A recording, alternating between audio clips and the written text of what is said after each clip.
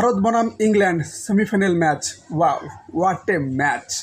মানে একবারও মনে হয়নি যে ইংল্যান্ড কোথাও না কোথাও পিছিয়ে আছে।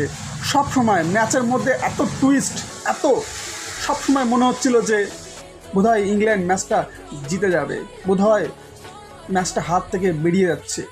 বাট শেষে ভারতই জয় লাভ করলো। আগামীকাল ভারত বনাম ইংল্যান্ডের দ্বিতীয় সেমিফাইনাল ম্যাচ খেলা হয়েছে, যেখানে ইংল্যান্ড টস জিতে প্রথমে ফিল্ডিং করার নির্ণয় নেয়। ভারত প্রথমে ব্যাটিং করতে নেমে 20 ওভারে 7 উইকেট হারিয়ে 253 রান করে। আমরা ভেবেছিলাম, যেসব ভারতীয় জনগণ ভেবেছিল যে হয়তো অন সাইড ম্যাচ হবে, ভারত খুবই সহজেই ম্যাচটি জিতে যাবে। কিন্তু ভাই, এটা ইংল্যান্ড, এরাও কম নয়। খুবই সুন্দর খেলেছে ইংল্যান্ড কাল।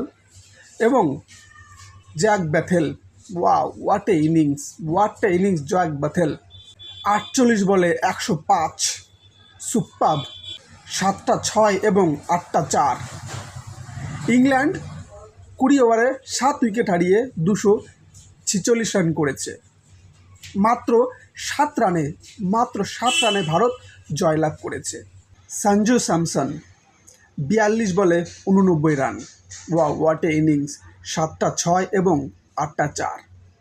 এবং গতকাল ভারতের বলারদের মধ্যে সবথেকে দুর্দান্ত বোলিং করেছেন জাসপ্রীত বুমরা।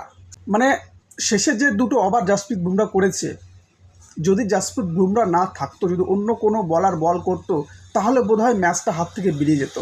আর অক্ষর প্যাটেলের দুর্দান্ত 3টি ক্যাচ, আর হার্দিক পান্ডিয়ার থ্রোতে রান আউট। অক্ষর প্যাটেলের লাস্ট যে ক্যাচটি এবং হার্দিক পান্ডিয়ার যে রান আউট, এই দুটোতেই মোটামুটি ম্যাচ ভারতের হয়ে গিয়েছে। নাহলে ইংল্যান্ডের জেতার খুবই সম্ভাবনা বেশি ছিল। বাট বর্তমানে ভারত ফাইনালে পৌঁছে গিয়েছে। বাস এখন আগামী 8 তারিখে নিউজিল্যান্ডের সঙ্গে দেখা হচ্ছে ফাইনাল, আহমেদাবাদ।